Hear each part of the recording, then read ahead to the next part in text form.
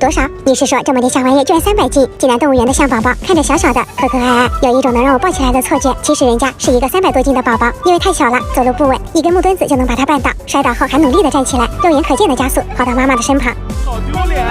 头卡在围栏里，后脚还会使劲的蹬，真的好可爱。独自玩着木头，还会被象妈妈用鼻子牵着走。